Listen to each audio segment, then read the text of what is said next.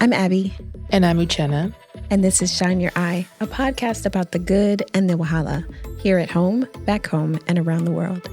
So join us as we inform, inspire, and enlighten all that shines bright in our community.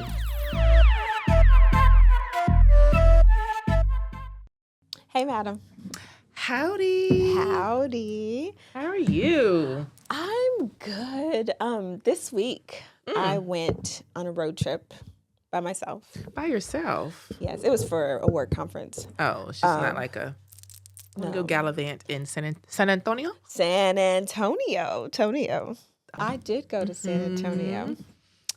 And it is nothing like Compton, I should say. No. Who sang that song? Eazy-E? Maybe. I don't remember the song. It's playing in my head, but it'll take too long. Yeah, I think I'm going to go with Eazy-E. Okay. Yeah. But I went there for a conference. I stayed in La Cantera Resort and Spa. Have you ever stayed there? Mm-hmm. Oh, nice. Did you like it? I did. Okay, long time ago when I lived in Austin. Okay. Yeah, you got to see and experience Hill Country, Texas a lot. Yeah, the Hill Country is beautiful. And this week, still spring, right? It was beautiful. Like, you could open the windows, not too many bugs. We had a dinner outside, al fresco. Yes. Fresca. Yes.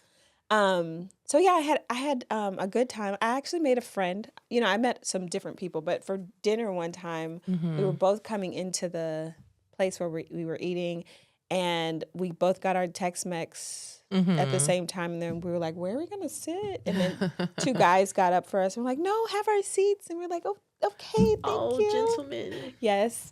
And then we were just talking. I was like, oh my God, you're my long lost friend. Where is your friend from? Your Houston. New friend? Oh, she local. also was from Houston. Okay.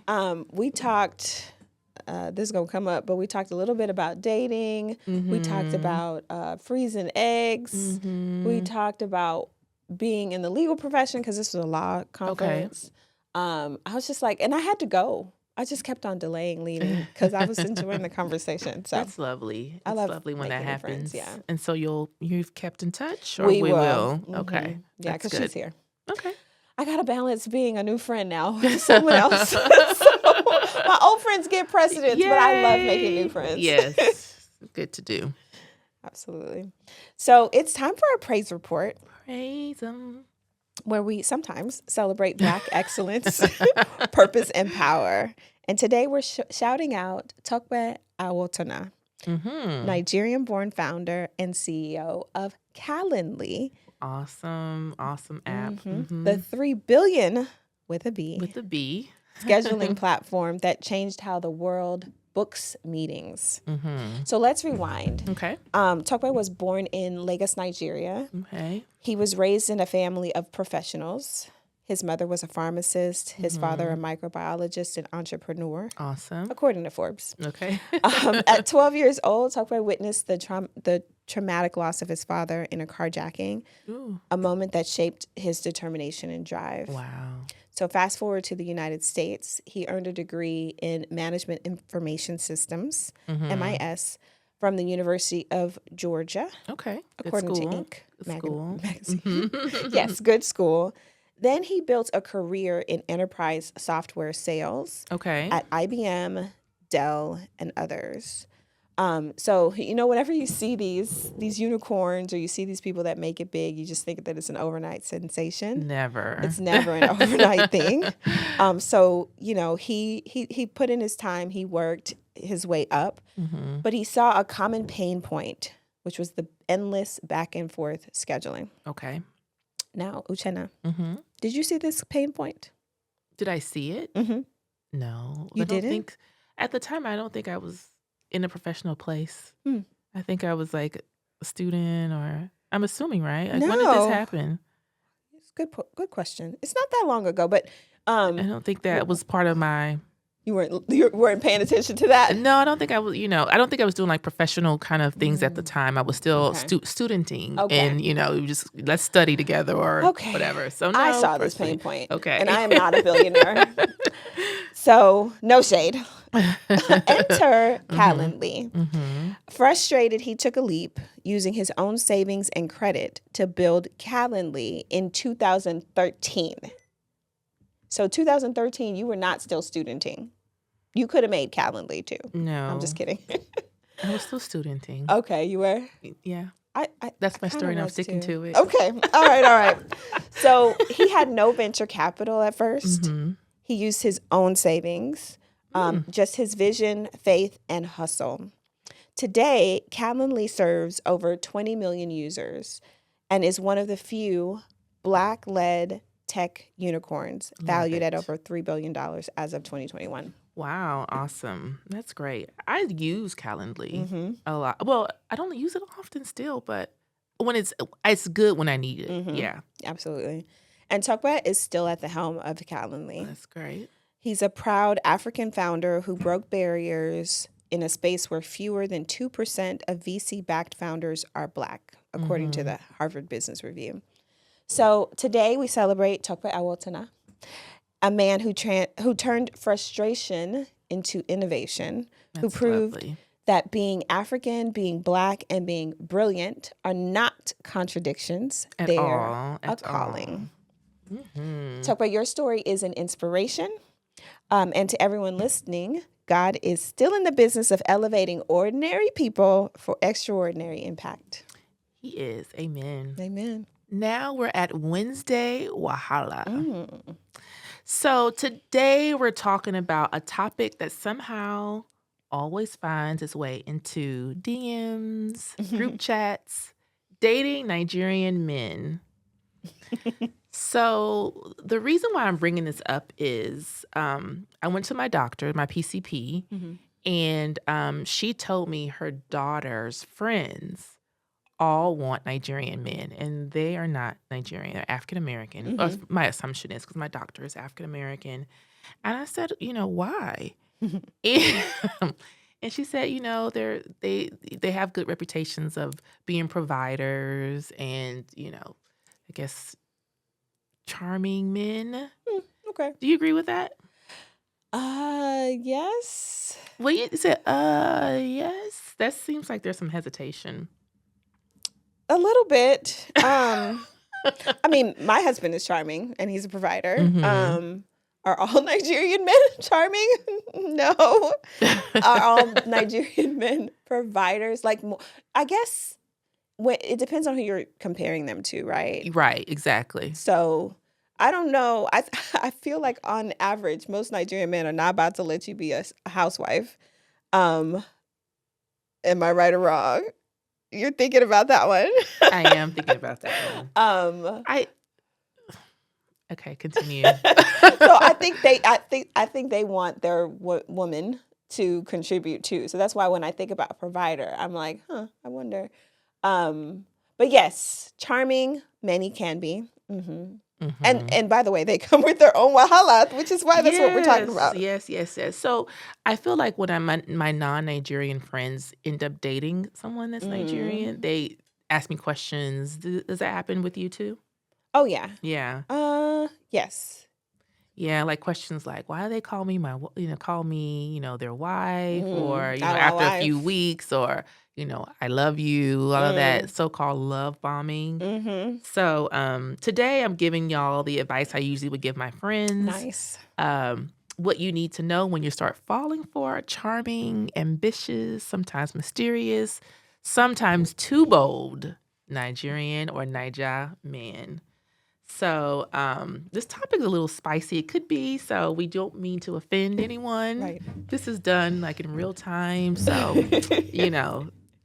eat the meat throughout the bones. Absolutely. So like I said, it came from going to a doctor's visit and, my doctor telling me that her daughter's friends want Nigerian men, and then sometimes after they start dating them, like, there's wahala with it. So, and I feel like Nigerian men are in style, quote unquote, now. I see it a lot on social media. A lot of reference to Nigerian men inside of Africa and the diaspora. So, which shows are influencing that? I think it's social media and Nigerian men or the women showing that these Nigerian men have gotten them gifts. I think that I was taught. I don't know if this is for everyone. I think was that they show their love through money or gifts and things because their women will go and shout to the mountaintops that their man has gotten them this and that, and it's happened on social media. So, you don't think 90 Day Fiance has anything to do with that? Oh, I hope not, because the Nigerian men on there were not representing well at all. Not this type of representation. Okay. No. So, Nigerian men are definitely having a moment, especially with African American women here. That's what we'll discuss because we're here in the U.S. So, Afro beats, Wizkid, Burna is kind of a sex symbol now. Why you say now? He's always been a sex symbol. For some, just not for me. But I like his music, I like his voice, right. but not for me. Davido, and there was some controversy with him. With what's her name? Chioma? Anita. Oh no, what's the one that? Davido. Yeah, the one that a woman here said that she was in Atlanta. You remember that story? It was a big deal. I think it was Anita. Okay. Whatever. Okay. Nollywood. Y'all tell us in the comments. We got Nollywood, and then we have like Young African, and was it Fabulous? What is it? Yes. TikTok trends romanticizing African men, and there is a Black matchmaker who did a video, and I can't think of his name right now. I'm sure you guys know him. He gives tips to Black women, and he has a whole video on how to date Nigerian or African men. Really? Yeah. So we'll need to put that in the show clips or show notes. And then global exposure to Nigerian culture, Dirty December. It's just everyone's going to Nigeria right now. And so the traits that people admire are confidence that are associated with Nigerian men. Hardworking. Check. Family-oriented. Stylish, depending, the accent. And that I'll take care of you energy. Okay. So most of those are representative often. But do you think there's some aspect of fetishizing the idea of a provider without understanding the culture? Probably. Because, I think your question has in the background that there's negative aspects of the I'll take care of you energy, right? Like, nothing is given without an expectation of what you're going to do for me. Exactly. And I don't know that it always lines up with the way that we that grew up in America see our households running, right? Like, maybe some people want to be a kept woman, but I don't know that most women do. Like, have someone who's ordering you around with everything that you do because he's the breadwinner. Right. Who knows? Did you see recently or a couple weeks ago the viral clip about the television show where the Nigerian mother is upset with her son's fiance about not cleaning up the plate? You didn't see that one? Oh gosh, that was the talk of the town. So what happened? The mother, Nigerian mother, came to her son's house on Valentine's Day. Oh wow! While his fiance was there and had dinner with him. And was she invited? I don't believe so. I can't imagine she was. Yeah, okay. And then especially on Valentine's Day, right? And then the fiance was upset that she was had to clean up her future mother-in-law's plate. And the woman just started yelling and on Valentine's Day. Yeah, and so she's like, she must respect me. She doesn't respect me. And it was a big blow up there to take her out of the house. So fiance, yeah, they still married? Getting married. Well, at the end of the show, they were not married yet. So maybe they are now, but who knows? Interesting. So many Nigerian men are raised with a strong sense of duty, especially around provision and family, known for hustle and ambition and taking their role as the head of the household seriously. And there's pride in building a legacy, a life, and community. And some women genuinely experience deep, faithful, supportive love with Nigerian men. So And look, I'm here to not bash Nigerian men. There are many amazing husbands, fathers, and partners who make you proud to say, that this is my man. But let's not pretend that's for everyone. Right. Yeah. So what are some common complaints that you are aware of for women dating Nigerian men? It was not long ago that I dated some Nigerian men. So I dated a lot of Nigerian men. And we have friends who have also dated. We have stories for days, yes, right? Yes. I know that a common complaint from women is them dating more than just you when you think that you're the only one. They make you think that you're the only one? Yes. Or even like maintaining entire families separate, right? Like being married in Nigeria and finding a wife here. Or even the same city. Like they have the family in the suburbs, but they have their nice apartment in the city. Downtown. Right. It's very common. Yes. Very, very common. So visa, that's another one. They're looking for papers or citizenship. Yes. Financial pressure, pretending to be more stable than they really are. Right. I've seen that a couple of times, especially on social media. There's some exposing. I am in a group or several groups on Facebook, like, are we dating the same man? Oh, wow. And there are a lot of Nigerians that have been exposed in those groups. Wow. I'm glad that those groups exist. I thought about creating an app, but there were so many issues with creating an app where you post your man and then other people go on and see if they have your man currently. There are apps. They've left Facebook and there are apps, but I'm not sure how common or how popular they are. But yeah, I'm in several of those groups just to look. I don't participate. So, like you said earlier, multiple women and hidden lives. So ghosting, cheating, or having cultural wives back home is something that's often common or stereotype of Nigerian men. Can I break in here? I met a guy once when I was single at Sam's Club. Okay. This guy followed me from aisle to aisle. Yes. Very to persistent. Get my attention. Yes. And then got my number and I was like, okay, fine. Okay, cool. And then I met up with him. Thankfully, another friend of mine went with me to go meet up with him. Okay. And then we hung out a little bit, and I just thought he was just too much. Like, he would call me at like 5 o'clock in the morning while he was going to work. And then he'd call me at like 3 o'clock in the afternoon when he was leaving work. And I was like, there's something about this that I can't do. Too much. So I had to back away. And of course, everybody, because I was single and too old, according to people back then. So then they would tell me like, you're too picky, blah, blah, blah. So then fast forward. We go to, I go to dinner with my BFF. Yes. And a close friend of ours was also at that dinner. And I mentioned his name. His name was very unique. Okay. And I mentioned his name to her, and I'm like, kind of trying to defend myself for why I stopped talking to him. And our friend says, is it, fill in the name. The person. Yes. Yes. Oh, he's married. But no, he wasn't married then though, right? Girl, this is weeks after I met him. And by the way, I went to his house. No. I went to his house. They were having a people's meeting. There were multiple people in his place that knew him well. And by the way, I saw a picture of like a kid, and he tried to explain it as, oh, we're not together anymore, blah, blah, blah. I guess he had forgotten to hide that picture. Homeboy was married and with children and had me and my friend, because my friend came and joined me when I went to his house. She was part of the crime. She saw it. She witnessed it. He had absolutely no shame to have me in that place. And he came and found me at Sam's Club. I wasn't coming for him. Yeah. Like, and that's in this Houston.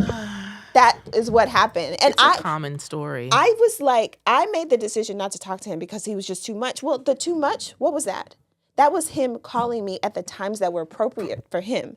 Right? Exactly. When he wasn't around his wife. So he would call me and bomb me with all of this affection in the mornings when he's on his way to work. Right. Because his wife's not around. And then he'd do the same thing on his way home. So that if I didn't hear from him at the hours when you should actually hear from someone, I wouldn't think something is up.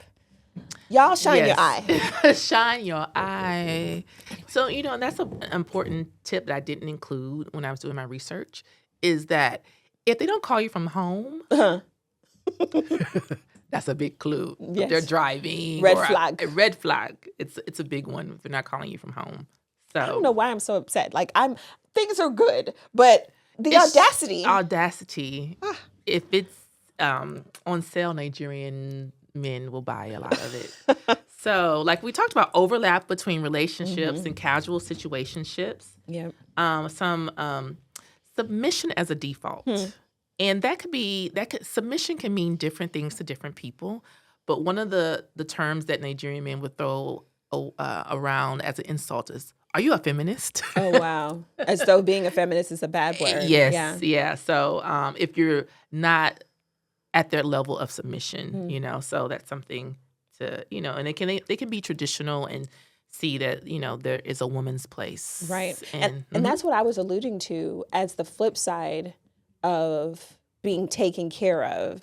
Right. Like if you're gonna receive all of his taking care of you energy, you just know that it comes with this other side, which is, I told you to do something. And you must do it. Yeah, you need to do it. That's what submission is for me. And I believe in what the Bible says, but I don't believe that I'm a grown-ass woman that was placed here to do your bidding. Like that's not what submission means to me. To you.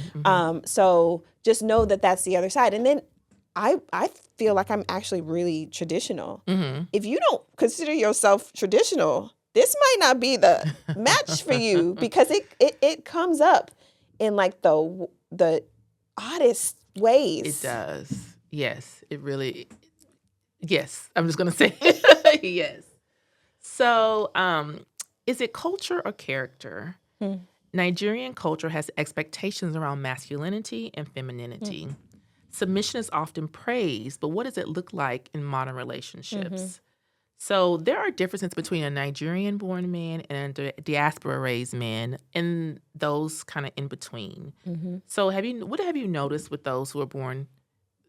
I don't want to use fresh off the boat, but there's a difference with those who have spent most of their lives in Nigeria, and then maybe those who have been here for some time, and those who may have been born here, and most of their time has been in the U.S. Have you noticed any difference with dating them or just associating with them? I have. I wonder if I can remember any of the differences. There was a time when I told myself I'm not dating anymore Nigerian men that were born and raised in Nigeria, because for me, a Nigerian American woman, they had expectations of me, right, that they wouldn't have of my African American brethren, right? Like I'm supposed to be fully Nigerian, and whatever that means to them. And even though I wasn't born in Nigeria and I wasn't raised in Nigeria, so there's a lot of things in relationships that you don't recognize off the bat, right? Like how you did things in your home versus how I did things in my home. Well, the similarities between homes in Nigeria is probably more than between a home in Nigeria and a home in America. My family, we have a lot of Nigerian customs that we still have in our home, but it's going to be different. And I just didn't get a pass for that, the way that they would give to a Black woman, right? They'd be like, oh, she don't understand, Exactly. But if I do something, I'm disrespectful. Exactly. There's different expectations. So I've noticed personally that I had better relationships with those who had been here for some time. Right. Especially if they've dated African American or non-Black women. Yes. I felt like, okay, after that, I can take you. Yes, we were better matched. But when they first come, no, that's it. Just they didn't do well we didn't do well together. But I agree. For others, it may be different. I agree. But the other side of it is the men that were born and raised here.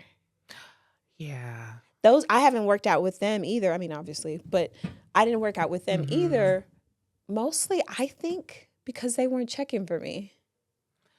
Yeah, they tend to like those who are African American or non-Nigerian. Or non-Black. Non-Black. It's more in my rare. Opinion. I would say that it was more rare to find two American-born Nigerians who would end up together. Yes. There are some, and I think they make great couples, but there are not many of them. Right. Yeah.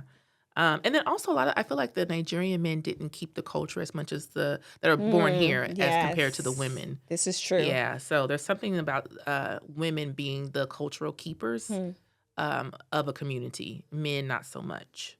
That's so, interesting. Also family influence. Some men are still very tied to what their parents or elders want in their relationships. And so that can be a heavy influence on who they date, depending on, like we said, if they're more Americanized or not. This could be something that isn't, could be a factor when dating them. So you need to look and see their relationship. Are they the eldest? That could be something. Mm-hmm. Are they the youngest? Yeah, are they the youngest? That could be something.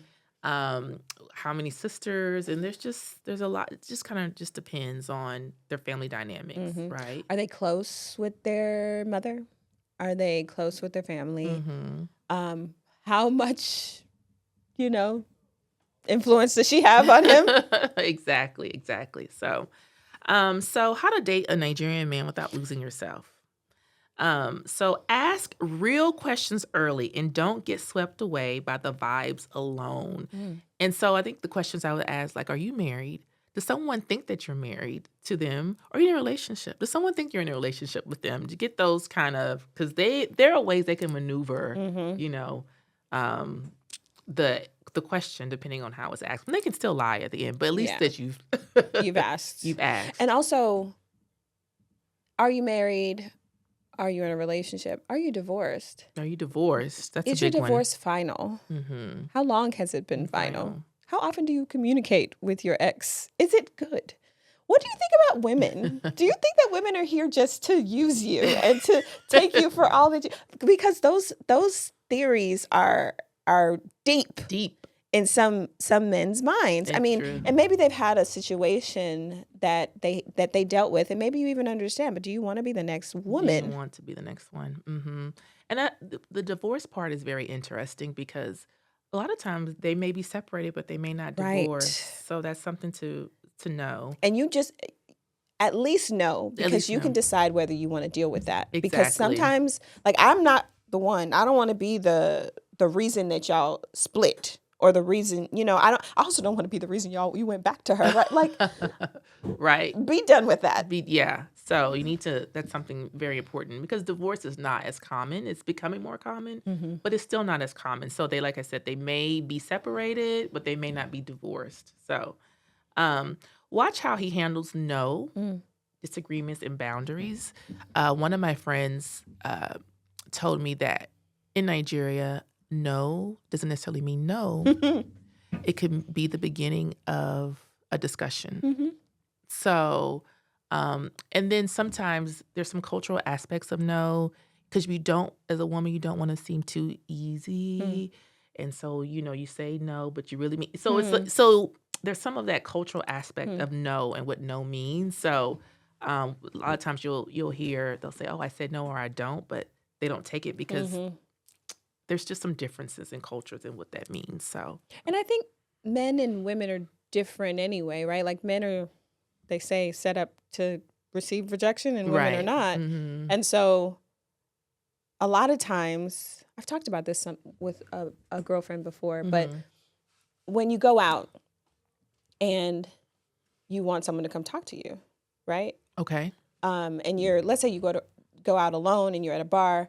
Well, the guy that's gonna forsake everything and the situation and everything and come talk to you, that's good. You like that. But oftentimes that's also the guy that doesn't take no for an answer. Right. Right. And you're like, oh, I'm not interested. And he's like, but you should be.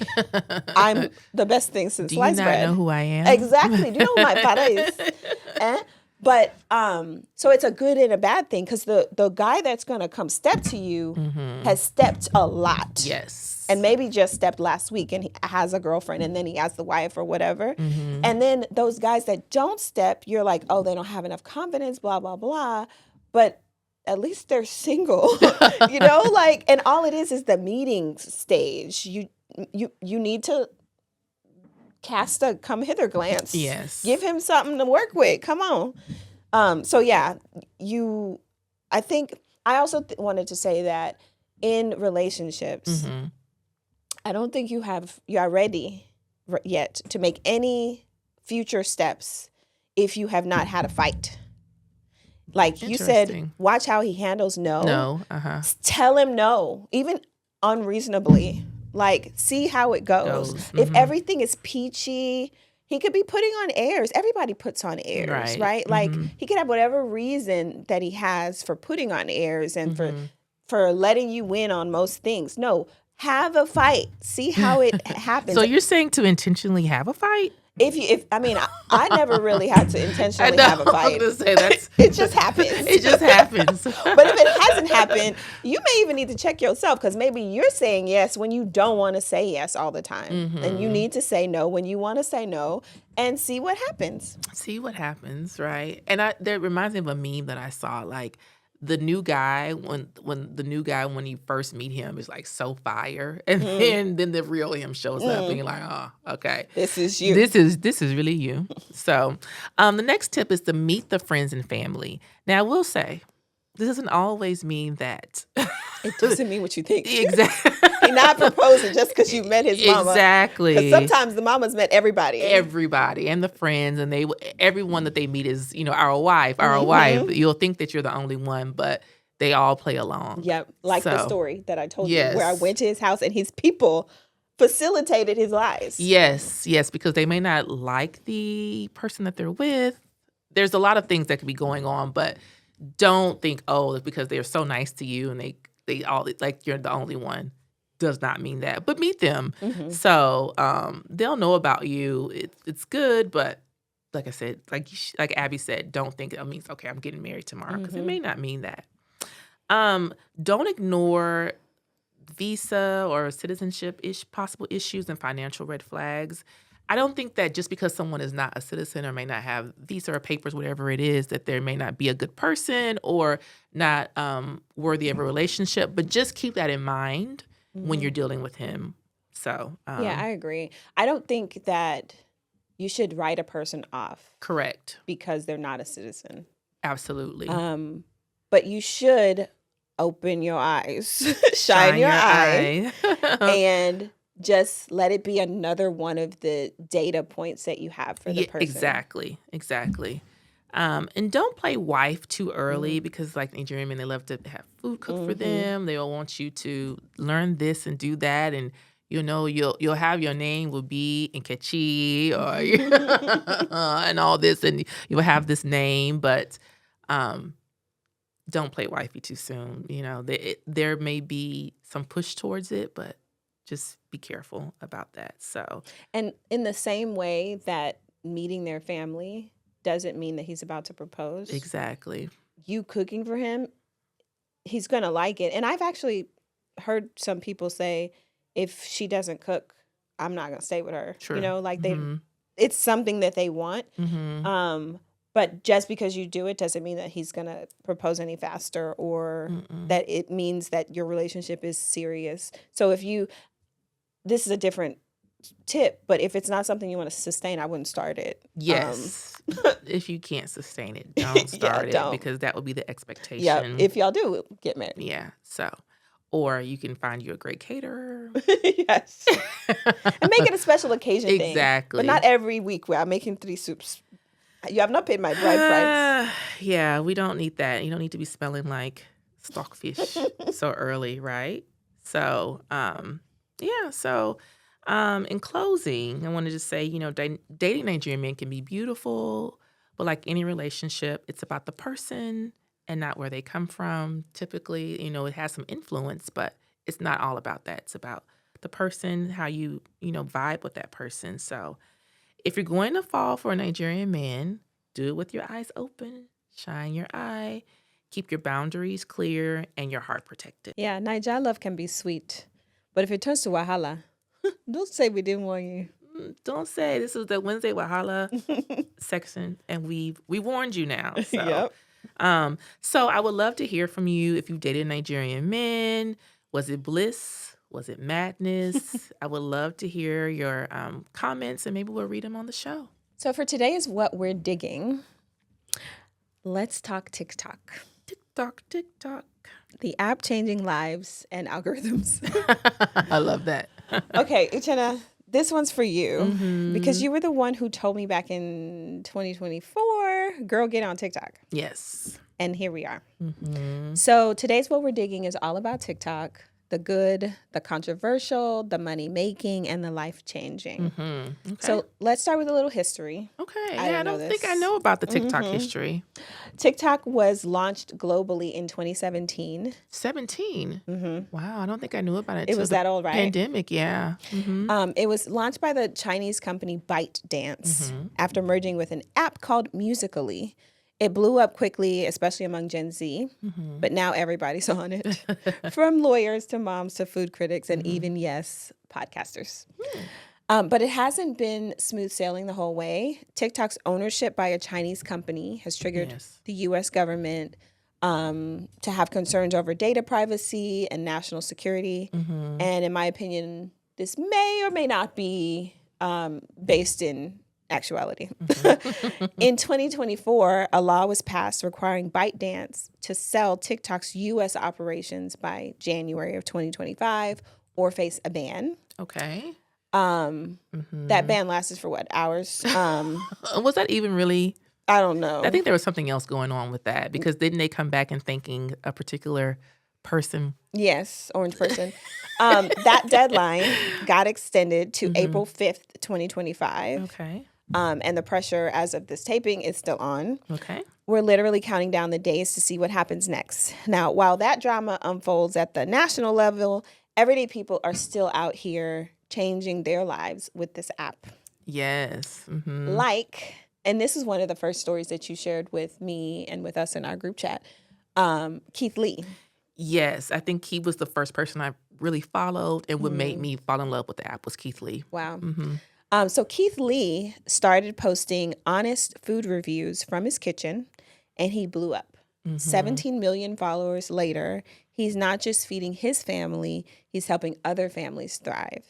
His TikTok reviews have taken mom and pop restaurants from struggling to lines out the door and around the corner. Very true. In fact, he just recently gifted a small dessert shop in Pearland, Texas, Yes, the Puttery, Puttery, yes. Uh-huh. a $50,000 check after reviewing them.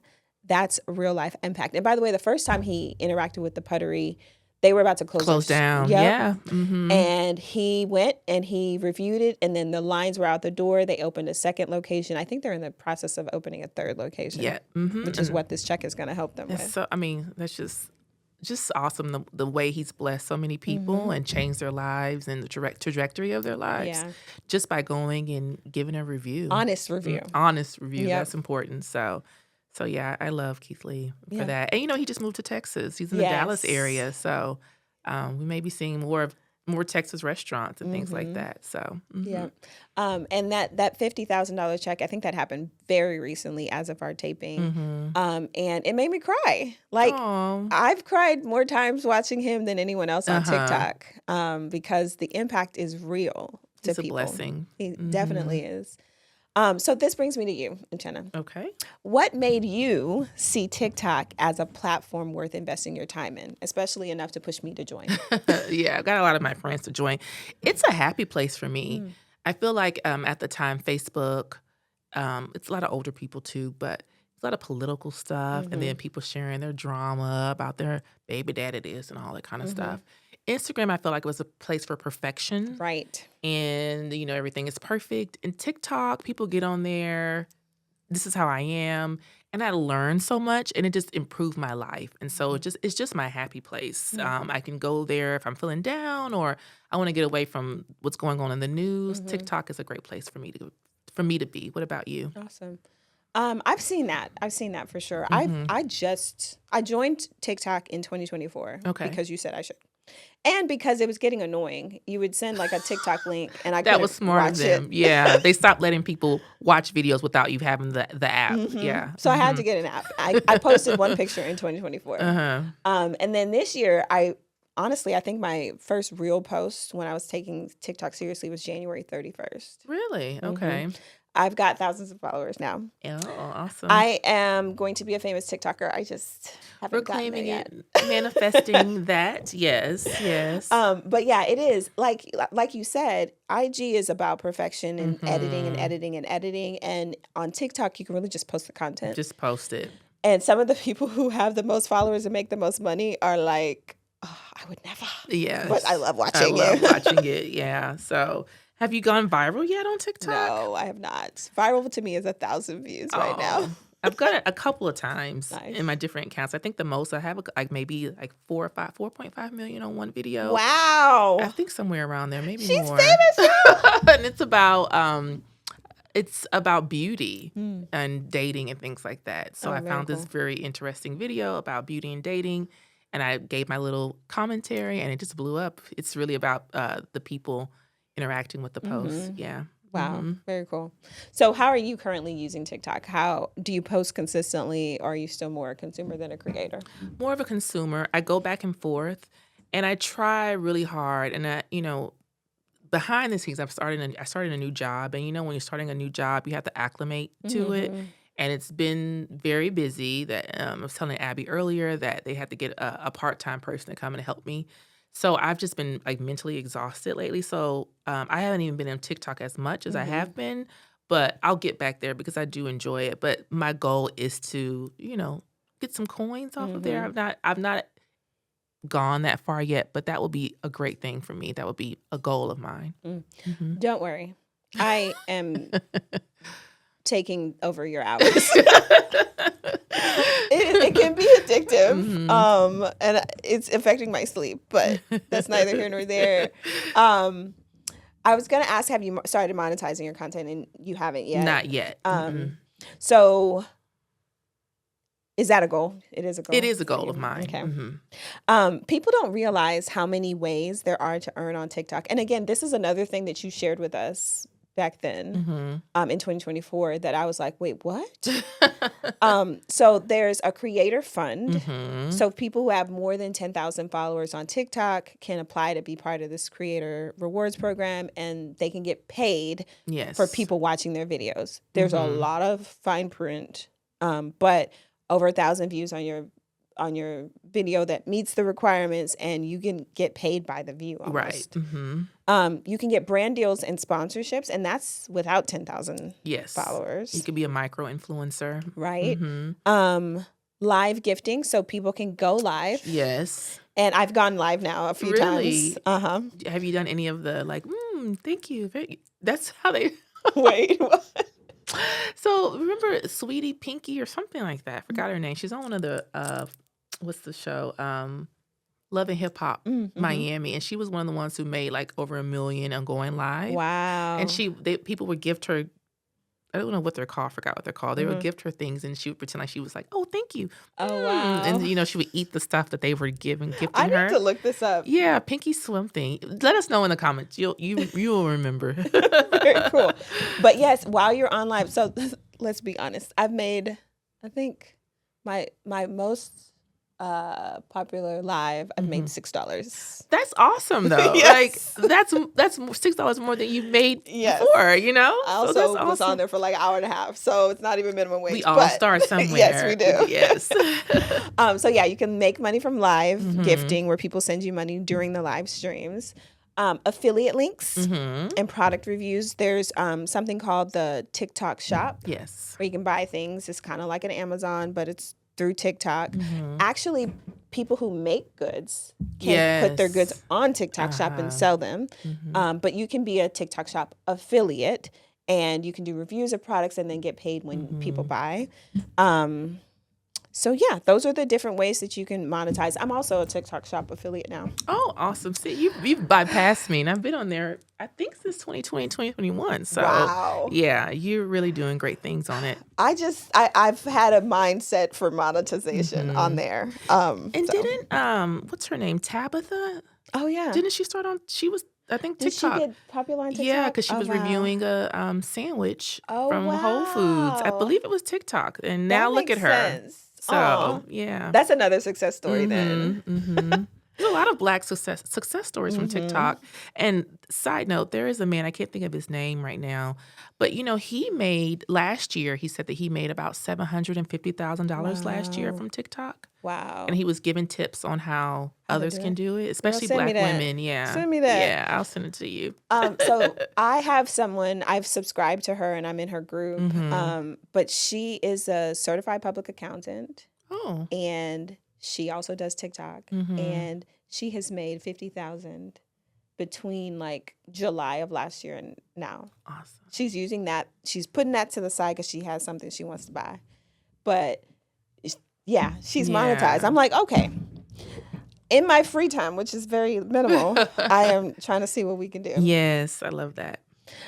So what would you say to someone listening who's still hesitant about joining TikTok, especially if they're older, introverted, or just overwhelmed by the idea of putting themselves out there?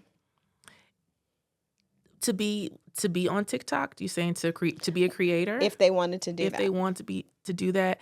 You really have nothing to lose. I think it's intimidating at first. And you're kind of worried, like, what will people say? And people will say something, but I think, it's just a way to do something different and, test your limits and just see what happens. You could be the next Keith Lee, all these people who are making hundreds of thousands of dollars on there, if that's your goal, or you can just connect with other people. I've connected with some great people on TikTok.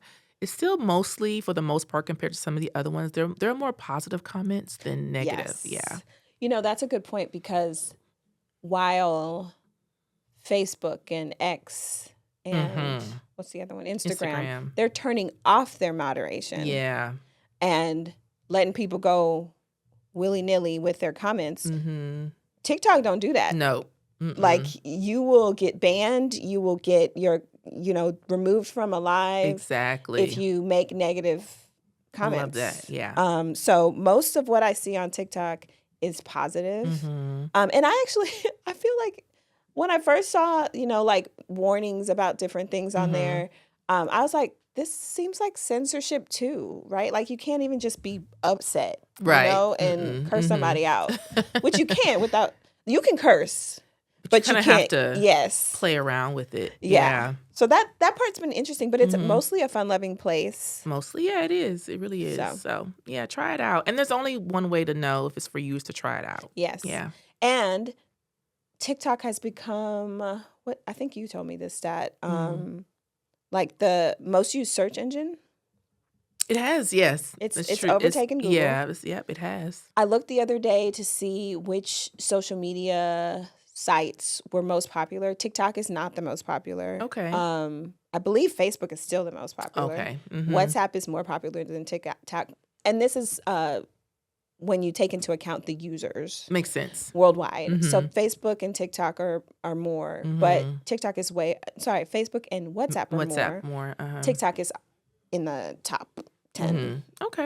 So there's still room for growth. So absolutely. It may be a place to start something new.